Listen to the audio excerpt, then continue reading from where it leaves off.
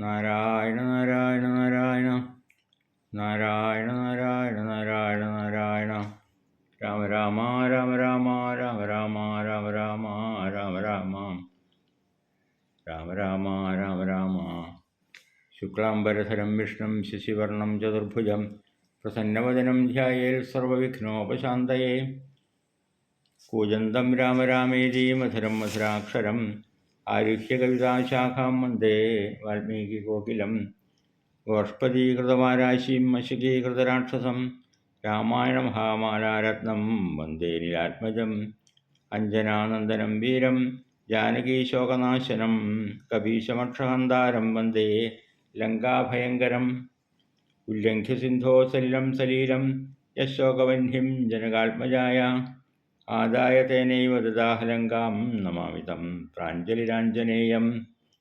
ആഞ്ജനേയമതിപാടലാനനം കാഞ്ചനാദ്രികമനീയ വിഗ്രഹം പാരിജാതതരുമൂലവാസിനം ഭാവയാമി പവമാനനന്ദനം യത്ര രഘുനാഥകീർത്തനം തത്ര തത്ര കൃതമസ്തകാഞ്ജലിം ബാഷ്പവാരി പരിപൂർണലോചനം മാരുതിം നമത രാക്ഷസാന്തകം മനോജവം മാരുതതുല്യവേഗം ജിതേന്ദ്രിയം ബുദ്ധിമതാം വരിഷ്ഠം വാതാത്മജം വാനരയൂഥമുഖ്യം ശ്രീരാമദൂതം ശിരസാ നമാമി.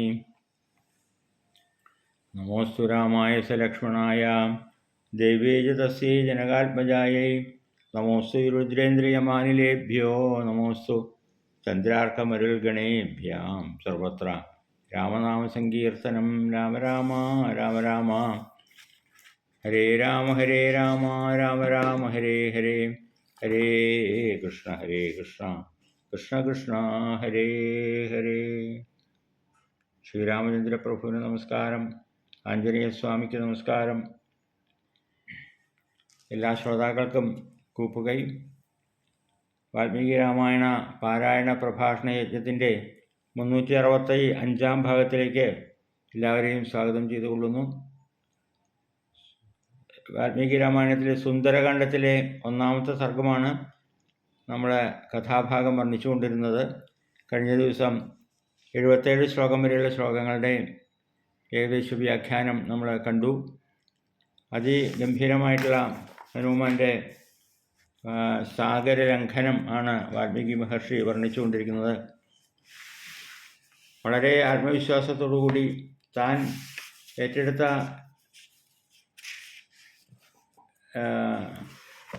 യജ്ഞം അത് തീർച്ചയായിട്ടും താനത് നിറവേറ്റുമെന്നുള്ള വിശ്വാസത്തോടുകൂടി, മാത്രമല്ല താൻ തൻ്റെ പ്രഭുവായിട്ടുള്ള രാമചന്ദ്ര പ്രഭുവിൻ്റെ പത്നിയെ അന്വേഷിക്കാൻ ആണ് ആകാശമാർഗത്തിലൂടെ പോകുന്നത്. തീർച്ചയായിട്ടും സീതാദേവിയെ കണ്ടുപിടിച്ച് തന്നെ താൻ തിരിച്ചു വരും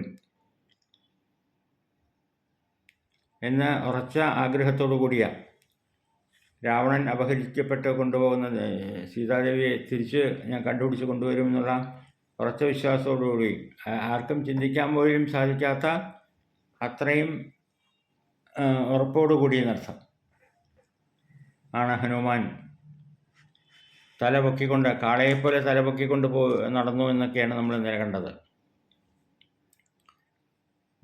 മഹേന്ദ്രപർവ്വതത്തിൻ്റെ മുകളിൽ കൂടി താൻ ലങ്കയിലേക്ക് ചാടാൻ പോകുന്നു എന്നുള്ള ഭാവത്തിൽ ഉജ്ജ്വല പ്രഭയോട് കൂടിയിട്ടുള്ള വാനരേന്ദ്രൻ ഹനുമാൻ നടക്കുന്ന സമയത്ത് തൻ്റെ മാറിടം വലിയ മരങ്ങളിൽ മുട്ടിയപ്പോൾ മരങ്ങളെല്ലാം കടപുഴങ്ങി വീണു എന്നൊക്കെയാണ്. അത്രയും ശക്തിമാനായാണ് ഹനുമാൻ എന്ന് കാണിക്കുകയാണ്. നാനാ പക്ഷികൾ നടുങ്ങി, കാൽ ചവിട്ടേറ്റ് ഘോരമൃഗങ്ങൾ ചതഞ്ഞരഞ്ഞു എന്നല്ലേ നമ്മൾ ഇന്നലെ കണ്ടു. അങ്ങനെയുള്ള ഹനുമാൻ യാത്ര പുറപ്പെടുന്നതിന് മുമ്പായി ആദിത്യ ഭഗവാനെ നല്ലപോലെ വണങ്ങി, ഇന്ദ്രനെ വണങ്ങി, ബ്രഹ്മാവിനെ നമസ്കരിച്ചു. എന്നിട്ട് തൻ്റെ പിതാവായിട്ടുള്ള വായുദേവനെ പ്രത്യേകം സ്മരിച്ചുകൊണ്ട് ആ മഹാബലിയുടെ ഹനുമാൻ്റെ അത്ഭുതകരമായിട്ടുള്ള യാത്ര, അതാണ് നമ്മൾ ഇന്നലെ കണ്ടത്.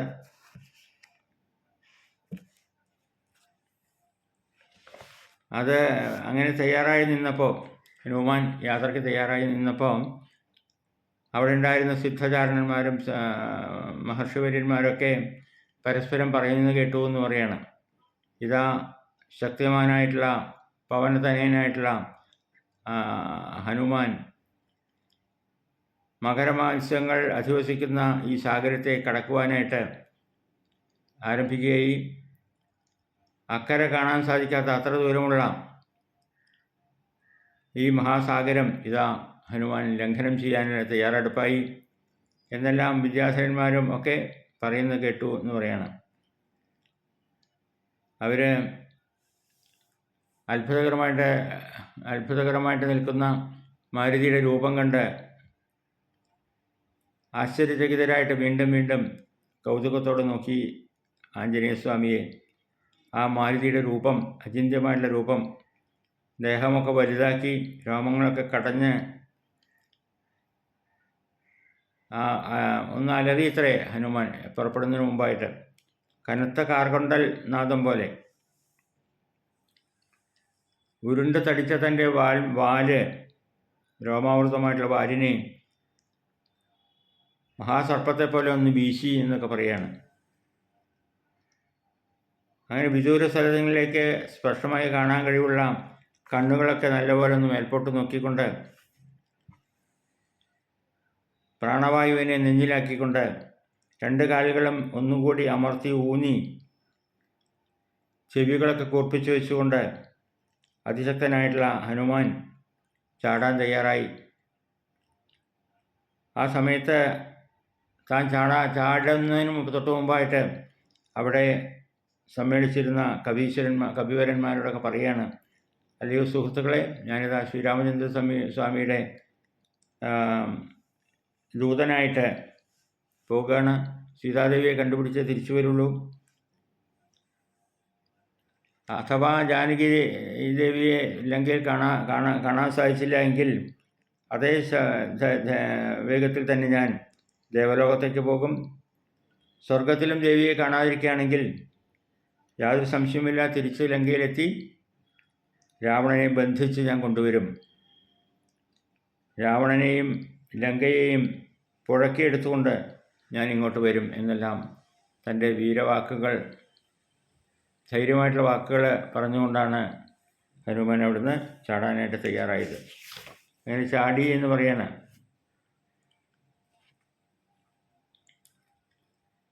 ആ കാൽത്തുടകളുടെ ഊക്കുകൊണ്ട് വനത്തിലുള്ള വൃക്ഷങ്ങളെല്ലാം പലതും ചാഞ്ഞു വീണു. പൈൻ തുടങ്ങിയിട്ടുള്ള മാമരങ്ങൾ ഹനുമാൻ്റെ പാദശക്തിയാൽ പറഞ്ഞു വീണു എന്നൊക്കെ പറയാണ്. ആ വീണ മരങ്ങളിൽ നിന്ന് ധാരാളം പൂക്കളും ഒക്കെ സാഗരത്തിൽ വീണു. അങ്ങനെ മേഘതുല്യമായിട്ടുള്ള ആ വാനരേന്ദ്രനെ പ്രശോഭിപ്പിച്ചുകൊണ്ട് ധാരാളം പൂക്കൾ സാഗരത്തിൽ വീണു വരിയായിട്ട് വീണ് കിടക്കുന്നത് കണ്ടു കഴിഞ്ഞാൽ അത്ഭുതം തോന്നുമെന്നൊക്കെ വർണ്ണിക്കുകയാണ് വാൽമീകി മഹർഷി. വിചിത്ര വർണ്ണങ്ങളോടുകൂടിയിട്ടുള്ള ആ പുഷ്പങ്ങൾ ദേഹം മുഴുവൻ അണിഞ്ഞ കവീശ്വരൻ മിന്നൽ പ്രകാശത്തോടുകൂടി ഉയർന്ന് പൊങ്ങുന്നത് എല്ലാവരും കണ്ടു.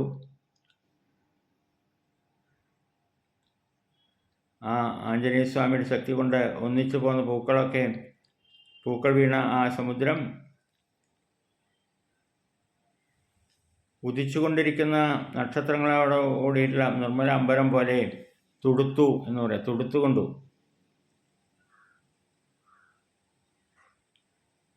അലകടൽ മുഴുവൻ അഥവാ ആകാശമൊട്ടുക്കും പാനം ചെയ്യുവാൻ വെമ്പുന്ന പോലെ മഹാത്മാവായുള്ള കവീശ്വരൻ വിഹായസിൻ്റെ മധ്യത്തിൽ വിരാജിക്കുന്നത് കണ്ടു എല്ലാവരും. വായുമാർഗത്തിൽ കൂടി ദ്രുതമായി ഗമനം ചെയ്യുന്ന മാരുതിയുടെ ഉജ്ജ്വല നേത്രങ്ങൾ അങ്ങനെ മിന്നിത്തിളങ്ങി. ആ മഹാപ്രഭുവിൻ്റെ ദൂതനായിട്ട് പോകുന്ന ആഞ്ജനേയസ്വാമിയുടെ മഞ്ഞ നിറമുള്ള കണ്ണുകൾ കണ്ടാൽ സൂര്യചന്ദ്രന്മാർ ഒന്നിച്ച് ആകാശത്തിൽ ഉദയം ചെയ്തതാണോ എന്ന് തോന്നുമെന്ന് പറയുകയാണ്. അത്രയും അരുണവർണ്ണത്തിലുള്ള ആ കണ്ണുകൾ പൂർവാധികം തിളങ്ങി എന്നെല്ലാം വർണ്ണിച്ചു. ചാടുന്ന ഹനുമാന്റെ ഉയർന്നു നിൽക്കുന്ന വാല് നഭസിൽ നാട്ടിയ ഇന്ദ്രധ്വജം പോലെയായിരുന്നു എന്നെല്ലാം വർണ്ണിക്കണു. ആഞ്ജനേയസ്വാമി പോകുന്ന ആ പോക്കിൻ്റെ ശക്തി കൊണ്ട് അലകടലിൻ്റെ ആ ഭാഗമെല്ലാം ആകെ ഇളകി മറിയാനായിട്ട് തുടങ്ങി.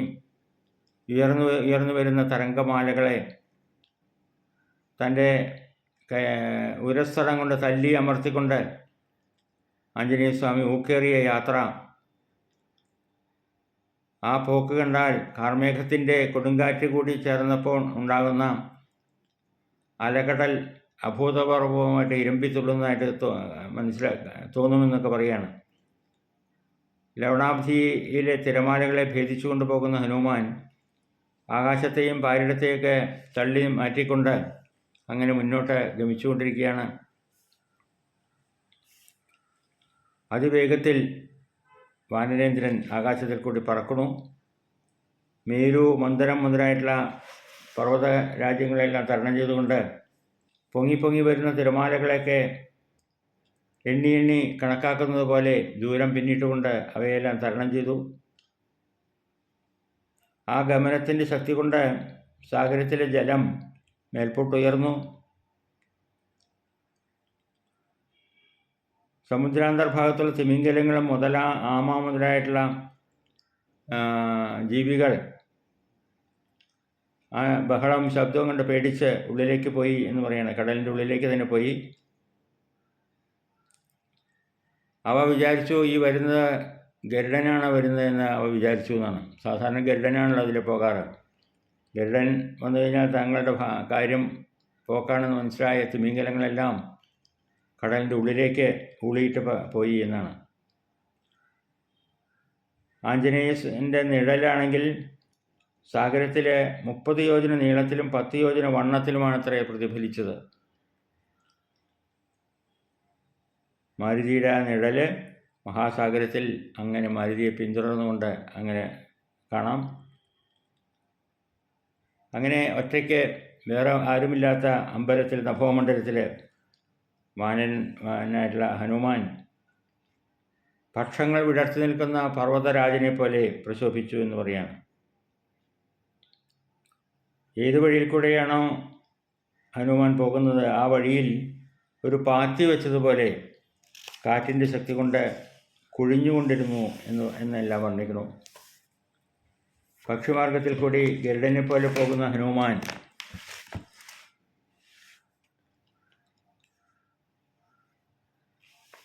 കാറ്റ് നാലുപാടും ചിന്നിപ്പരത്തിയ പൂക്കൾ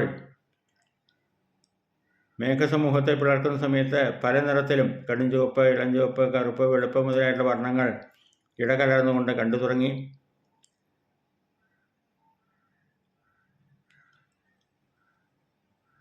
ശ്രീരാമദേവൻ്റെ കാര്യം സാധിപ്പിക്കാൻ വേണ്ടി ആകാശസഞ്ചാരം ചെയ്യുന്ന വാനരൻ ആ ഹനുമാൻ്റെ യാത്ര കണ്ടിട്ട് ദേവന്മാർ, ഗന്ധർവന്മാർ എല്ലാവരും പൂമഴ വർഷിച്ചു എന്നെല്ലാം വർണ്ണിക്കുന്നു. മഹർഷീശ്വരന്മാർ ഭക്തിയോടുകൂടി സ്തുതിച്ചു. അമേയ തേജസ്വിയായിട്ടുള്ള ഹനുമാനെ ദേവന്മാരും ഗന്ധർവന്മാരും പ്രശംസിച്ചുകൊണ്ട് ഗാനം ആലപിച്ചു. നാഗദേവന്മാർ, യക്ഷന്മാർ, കിന്നരന്മാർ, യക്ഷസ്സുകൾ, പക്ഷീന്ദ്രന്മാർ എല്ലാവരും ഉന്മേഷത്തോടും ഉത്സാഹത്തോടും കൂടി ഒത്തുചേർന്നുകൊണ്ട് ഹനുമാനെക്കുറിച്ചുള്ള കീർത്തനങ്ങൾ മധുരമായി പാടി. നാഗാശ്ച തുഷ്ടൂർ യക്ഷാംസി വിബുധാ ഖഗ പ്രേക്ഷ്യാകാശേ കപിവരം സഹസാ വിഗതക്ലമം. അപ്പോഴാണ് തസ്മിൻ പ്രവകശാർദൂലേ പ്ലവമാനേ ഹനൂമതി ഇക്ഷ്വാകുകുലമാനാർത്ഥി ചിന്തയാമാസ സാഗര. അപ്പോഴാണ് സാഗരത്തിനൊരു ചിന്ത ഉണ്ടായത് എന്ന് പറയാണ്. കാരണം ഇക്ഷ്വാകു വംശത്തെ ഏറ്റവും ബഹുമാനിക്കുന്നവനാണ് സാഗരം, ഈ സമുദ്രനാഥൻ. അപ്പോൾ അങ്ങനെയുള്ള സാഗരത്തിൻ്റെ മുകളിൽ കൂടിയാണ് ഹനുമാൻ സഞ്ചരിക്കുന്നത്. അപ്പോൾ സാഗരം ചിന്തിക്കുകയാണ്, ഈ ഹനുമാനെ സഹായിക്കുക എന്നുള്ളത് എൻ്റെ കടമയല്ലേ? ഞാൻ സഹായിക്കാതിരുന്നാൽ ലോകത്തിലെ ഏതൊരാളായാലും ശരി എന്നെ പഴിക്കാതിരിക്കില്ല. കാരണം സാഗര മഹാരാജാവാണ് എന്നെ വളർത്തിക്കൊണ്ടുവന്നത്. സാഗരമുണ്ടായത് സഗര മഹാരാജാവിനാൽ ആണ്. സഗര മഹാരാജാവാണെങ്കിലോ കാകുത്സ്ഥ വംശത്തിൽപ്പെട്ടവനാണ്. അതുകൊണ്ട് തീർച്ചയായിട്ടും ഹനുമാനെ സഹായിക്കുക എന്നുള്ളത്, ശ്രീരാമചന്ദ്രൻ്റെ ദൂതനായിട്ടുള്ള ഹനുമാനെ സഹായിക്കുക എന്നുള്ളത് എൻ്റെ കടമയല്ലേ? ഹനുമാന് വിശ്രമിക്കാനൊരു സൗകര്യം ഉണ്ടാക്കി കൊടുക്കണം. അതിന് ഞാൻ എന്താണ് ചെയ്യേണ്ടതെന്ന് ആലോചിച്ചു. അപ്പോഴാണ് തന്നിൽ തന്നെ വസിക്കുന്ന പർവ്വത ശൃംഗത്തെ, മൈനാകപർവ്വതത്തെ പറ്റി ചിന്തിച്ചത്. മൈനാകപർവ്വതം തൻ്റെ ഉള്ളിലാണല്ലോ കഴിയുന്നത്, സാഗരത്തിലാണല്ലോ വസിക്കുന്നത്. മൈനാകത്തിനെ വിളിച്ചു എന്ന് പറയുകയാണ്, അല്ലയോ മൈനാകമേ, നീ എൻ്റെ ഉള്ളിൽ താമസിച്ചുകൊണ്ട് പാതാളത്തിൽ നിന്ന് വരുന്ന രാക്ഷസന്മാരെ ഇങ്ങോട്ട് പ്രവേശിപ്പിക്കാതെ സൂക്ഷിച്ചുകൊണ്ടിരിക്കുകയാണല്ലോ. അതാണല്ലോ നീ ചെയ്യുന്നത്. വളരെ പരാക്രമത്തോടുകൂടി ഘോരരാക്ഷസന്മാർ വരുമ്പോൾ അവരുടെ വഴിയെല്ലാം കൊട്ടിയടച്ചുകൊണ്ട് അങ്ങ് ഇരിക്കണു. അങ്ങനെയുള്ള അങ്ങയ്ക്ക് പല അത്ഭുത വിദ്യകളും ചെയ്യാൻ സാധിക്കും. ചെറുതാകാനും വലുതാകാനും എല്ലാവരുടെ കഴിവുണ്ട്. കീഴോട്ടും മേലോട്ടൊക്കെ വലുതാകാനുള്ള കഴിവ് അങ്ങയ്ക്കുണ്ട്. അങ്ങ് ഞാൻ പറയുന്നത് കേൾക്കണം. വേഗത്തിൽ എഴുന്നേറ്റ് ഹനുമാൻ ഇതാ അങ്ങയുടെ മേൽഭാഗത്തേക്ക് എത്താറായി. അമേയ വീര്യനായിട്ടുള്ള അത്ഭുത പരാക്രമങ്ങളൊക്കെ ചെയ്യുന്ന ആ വാനരേന്ദ്രൻ പോകുന്നത് ശ്രീരാമകാര്യം സാധിക്കാൻ വേണ്ടിയിട്ടാണ്. തീർച്ചയായിട്ടും ശ്രീരാമൻ്റെ രഘുവംശത്തെ ബഹുമാനിക്കുന്ന ഞാൻ അദ്ദേഹത്തെ സഹായിക്കേണ്ടത് എൻ്റെ കടമയല്ലേ? ഞാൻ അതിന് തയ്യാറാവുകയാണ്. അതിന് അങ്ങ് സഹായിക്കണമെന്ന് പറയുകയാണ്. അസ്യ സാഹ്യം മയാ കാര്യം ഇക്ഷ്വാകുഹിതവർത്തിന മമ ഹീക്ഷ്വാകവ പൂജ്യ പരം പൂജ്യതമാസ്തവ. ഇക്ഷ്വാകുവംശ രാജാക്കന്മാർ അങ്ങയ്ക്കും അത്യന്തം ബഹുമാനപ്പെട്ടവരല്ലേ? അതുകൊണ്ട് നാം വേണ്ടതെന്താ ചെയ്യണം. നമുക്ക് തെറ്റുപറ്റരുത്. അവനവൻ്റെ കടമ കൃത്യമായി ചെയ്യാത്തവനാണ് പാപിഷ്ഠനായിട്ടുള്ളവൻ. അതുകൊണ്ട് അത് അങ്ങനെ വരരുത്. ജലത്തിൻ്റെ ഉൾഭാഗത്തു നിന്ന് അങ്ങ് പുറത്തേക്ക് വരൂ. തീർച്ചയായിട്ടും ഹനുമാൻ നമ്മുടെ അതിഥിയാണ്. ഹനുമാനെ മാനിക്കേണ്ടത് നമ്മുടെ കടമയാണ്.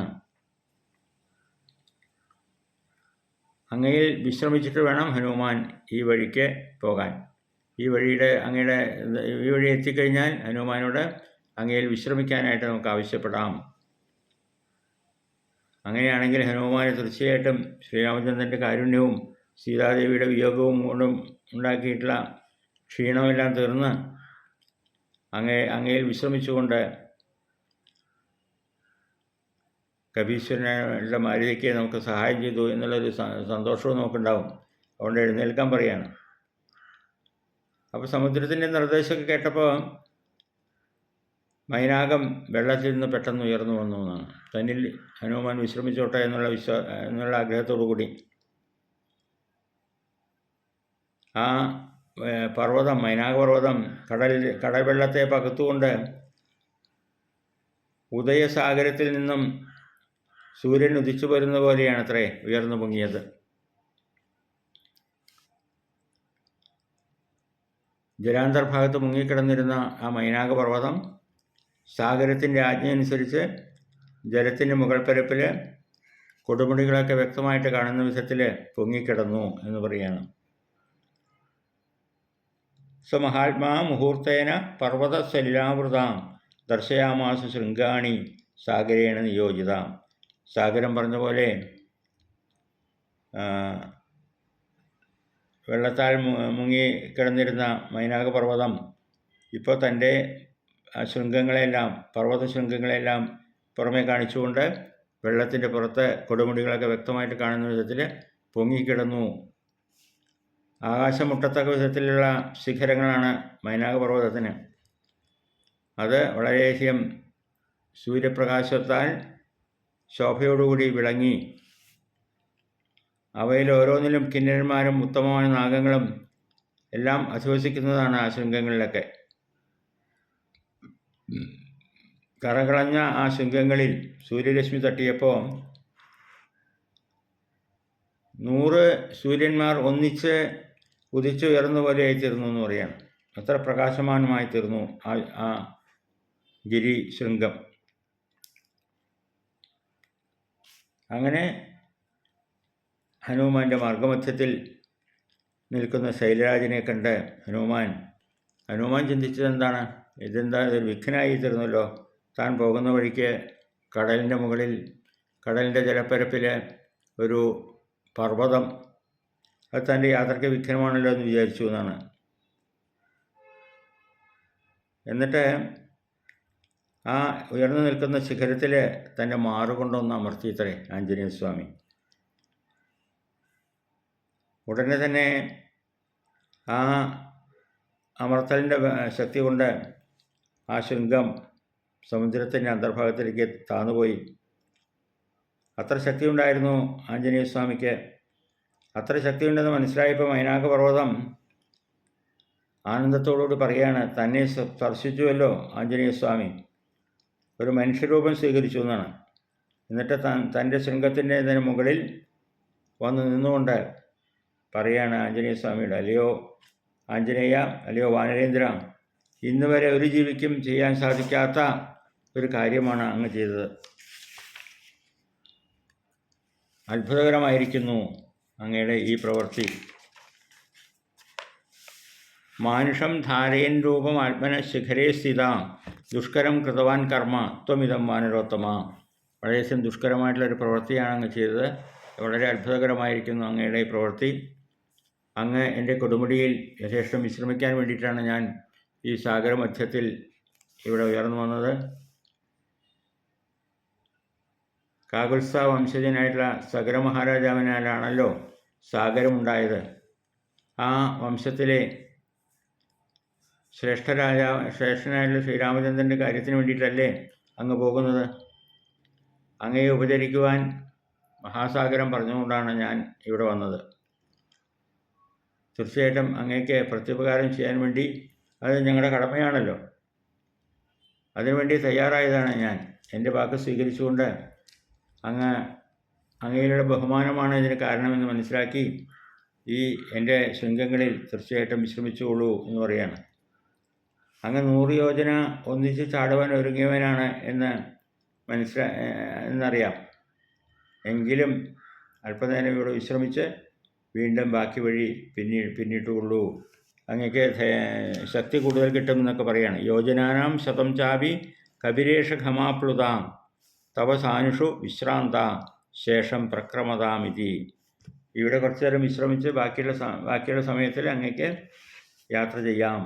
ബാക്കി വഴി പിന്നിടാനായിട്ട് അങ്ങക്കൊരു ബുദ്ധിമുട്ടുണ്ടാവില്ല എന്നെല്ലാം മൈനാകപർവ്വതം ആഞ്ജനേയസ്വാമിയോട് പറയാണ്.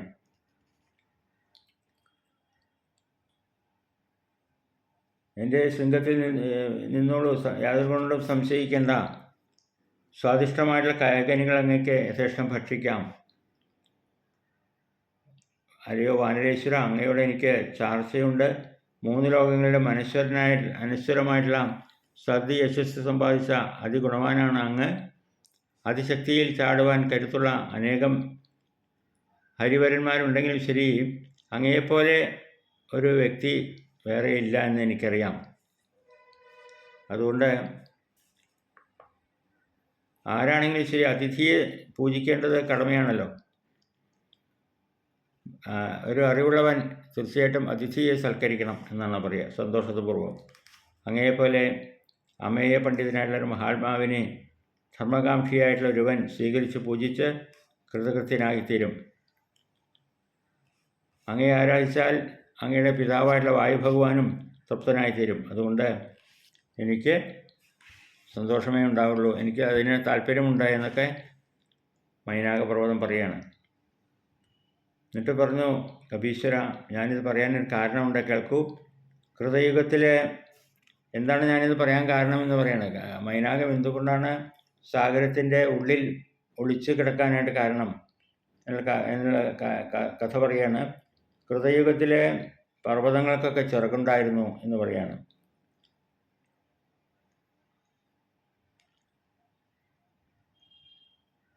തസ്മാത്വം പൂജനീയോ മേ ശൃണു ചാപ്യത്ര കാരണം പൂർവം കൃതയുഗേ താത പർവ്വത പക്ഷിണോ ഭവൻ. പണ്ട് കൃതയുഗത്തിൽ, അല്ലയോ ആഞ്ജനേയസ്വാമിയോട് പറയാണ്, അല്ലയോ ശ്രേഷ്ഠനായിട്ടുള്ള മഹാനായിട്ടുള്ള കപീശ്വരനോട് പറയാണ്, പണ്ട് ഈ പർവ്വതങ്ങളൊക്കെ ചിറകുണ്ടായിരുന്നു.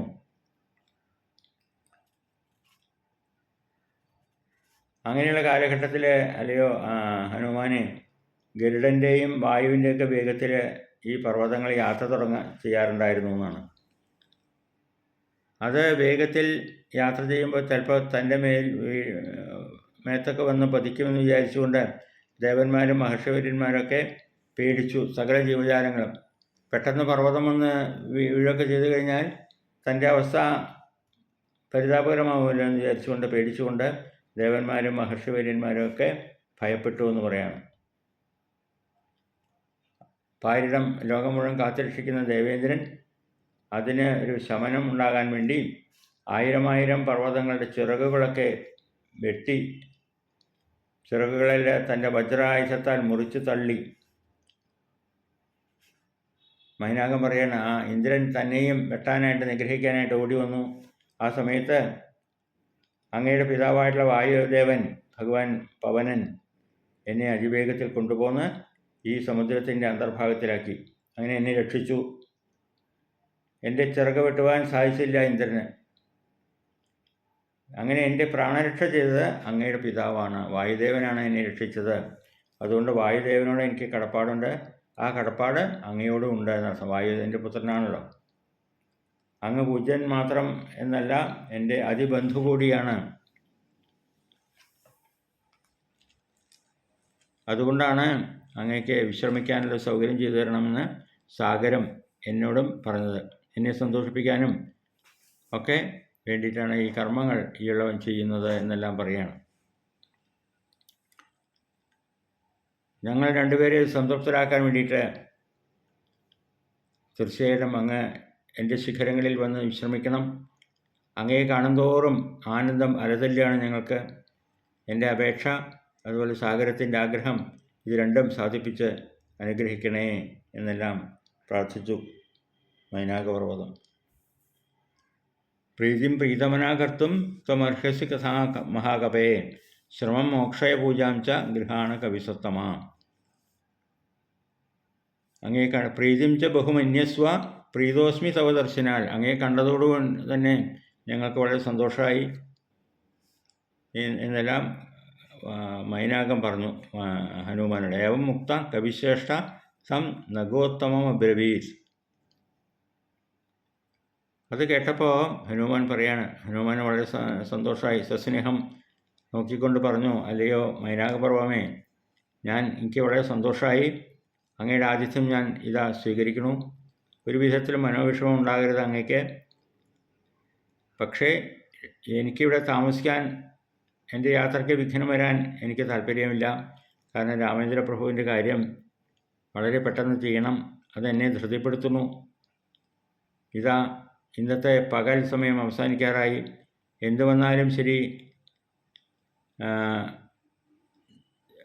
വഴിയിൽ തങ്ങരുത് എന്നുള്ളൊരു പ്രതിജ്ഞയോടുകൂടിയാണ് ഞാൻ അവിടെ നിന്ന് പുറപ്പെട്ടത്. എനിക്ക് വഴിയിൽ താമസിക്കാൻ യാതൊരു മനസാന്നിധ്യമില്ല. അതുകൊണ്ട് ഞാൻ വളരെ വേഗം പോകുകയാണ് എന്നെല്ലാം ഹനുമാൻ ഇതാ മൈനാകത്തിനോട് പറയാണ്. പൂജിതശോഭപന്നാഭി ആശീർഭിർ അനിലാത്മജാം അഥോർത്ഥം ദൂരമുൽപ്പത്യ ഹിത്വ ശൈലമഹാർണവോ. ഒരു വിധത്തിലും അങ്ങേക്ക് മനോവിഷമം ഉണ്ടാകാൻ പാടില്ല. സ്വാമിയുടെ കാര്യം ചെയ്തു കൊടുക്കുക എന്നുള്ളതാണ് എൻ്റെ പ്രഥമ കർത്തവ്യം എന്നെല്ലാം പുഞ്ചിരിച്ചുകൊണ്ട് ആ മൈനാകത്തിനെ തലോടിക്കൊണ്ട് ഹനുമാൻ ആശ്വസിപ്പിച്ചു. എന്നിട്ട് അവിടെ തങ്ങി നിൽക്കാതെ ഹനുമാൻ ആകാശത്തിലേക്ക് ഉയർന്നു എന്ന് പറയാണ്. മഹാവീര്യനിധിയായിട്ടുള്ള വായുപുത്രൻ, ആ വായുപുത്രൻ്റെ ത്വരിതമായിട്ടുള്ള ഗമനം കണ്ട് മൈനാകവും സാഗരവും ബഹുമാനം നോക്കി ഹൃദയപൂർവ്വം ആശിസ് നൽകി പൂജിച്ചു എന്നൊക്കെ പറയുകയാണ്.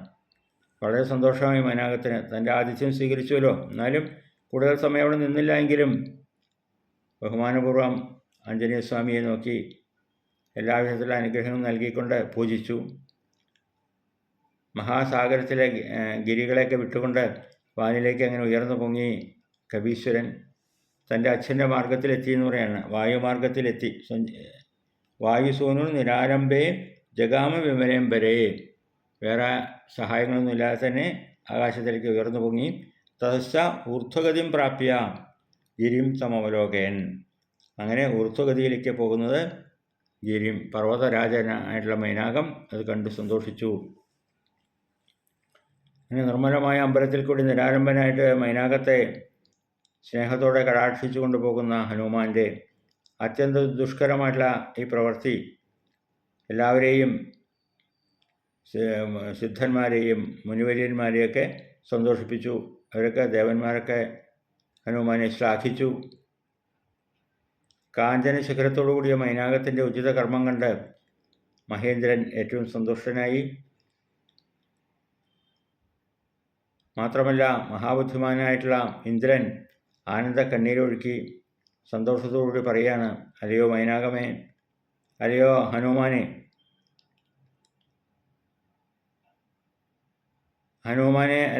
മൈനാകത്തിനോട് പറയാണ്, അല്ലയോ മൈനാകമേ, ഞാൻ അങ്ങയിൽ അത്യധികം സന്തുഷ്ടനായിരിക്കുന്നു. ഹനുമാന് അങ്ങ് വലിയ സഹായം ചെയ്തു. ഭയങ്കരമായ കൃത്യത്തിൽ നിർഭയനായിട്ട് 100 യോജന ചാടുവാൻ തയ്യാറായവനാണ് കപിവരൻ. ആ ഹരീശ്വരനെ സൽക്കരിക്കൊണ്ട് അങ്ങ് സൽക്കരിച്ചുവല്ലോ, അതിൽ ഞാൻ വളരെ സന്തുഷ്ടനാണ്. എനിക്ക് വളരെ സന്തോഷം തോന്നുന്നു. ഏതായാലും ആ വാക്കുകളൊക്കെ കേട്ട ഇന്ദ്രൻ്റെ വാക്കുകളെ, അനുമോദന വാക്കുകളെല്ലാം കേട്ടപ്പോൾ മൈനാകത്തിനും സന്തോഷമായി.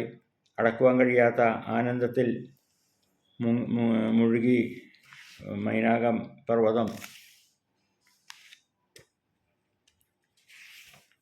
അങ്ങനെ അല്പനേരം അവിടെ തന്നെ നിന്നു എന്ന് പറയാം. പിന്നീട് ഉത്തരക്ഷണത്തിൽ ഹനുമാൻ പർവ്വതത്തെ പിന്നിട്ടുകൊണ്ട് അങ്ങനെ മുകളിലേക്ക് പോയി എന്ന് പറയാണ്.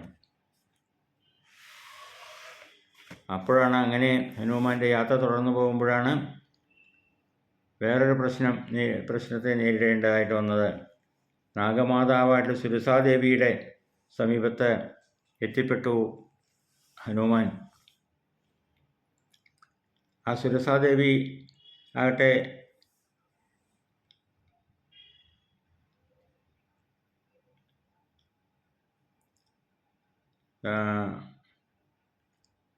വിഘ്നങ്ങൾ ഉണ്ടാക്കാതെ ഹനുമാനെ പറഞ്ഞേക്കുന്നതിന് പകരം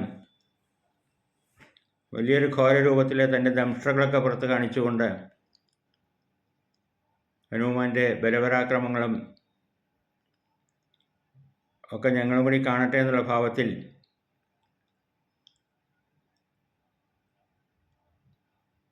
ദേവന്മാരുടെ ആഗ്രഹങ്ങളെ നിറവേറ്റുവാനായിട്ട് ഒരുങ്ങി എന്നൊക്കെ പറയാണ്. എന്നിട്ട് പറയാണ്, അല്ലയോ ഹനുമാനെ, നീ എൻ്റെ ഭക്ഷണമായിട്ട് നിന്നെ ദൈവം അയച്ചു തന്നതാണ്. ഇതാ ഞാൻ നിന്നെ വിഴുങ്ങാൻ പോവായി.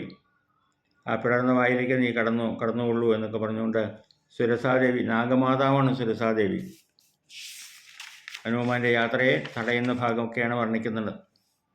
പക്ഷേ ആ തടസ്സത്തിനെയൊക്കെ സധൈര്യം നേരിട്ടുകൊണ്ട് സുരസാദേവിയുടെ ആഗ്രഹം സാധിപ്പിച്ചുകൊണ്ടും എന്നാൽ അതേസമയം തൻ്റെ യാത്രയ്ക്ക് വിഘ്നങ്ങൾ വരാത്ത വിധത്തിലും ഹനുമാൻ അതിനെ തരണം ചെയ്തുകൊണ്ട് അവിടുന്ന് വീണ്ടും ഉയർന്നു പൊങ്ങി എന്നെല്ലാം വർണ്ണിക്കുന്നു.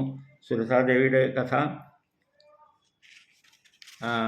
നമുക്ക് അടുത്ത എപ്പിസോഡിൽ വർണ്ണിക്കാം. 144-ാമത്തെ ശ്ലോകം വരെയുള്ള ശ്ലോകങ്ങളാണ് ഇപ്പോൾ വ്യാഖ്യാനിച്ചത്. അതിനുശേഷമുള്ള ശ്ലോകങ്ങളുടെ ഏകദേശ രൂപം അടുത്ത എപ്പിസോഡിൽ പറയാമെന്ന് വിചാരിക്കുന്നു.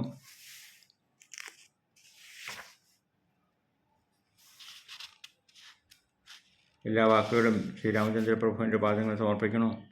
എല്ലാവർക്കും നന്മ നേർന്നുകൊള്ളുന്നു. സർവത്ര രാമനാമ സങ്കീർത്തനം. രാമ രാമ രാമ രാമ രാമ രാമ രാമ രാമ രാമ രാമ.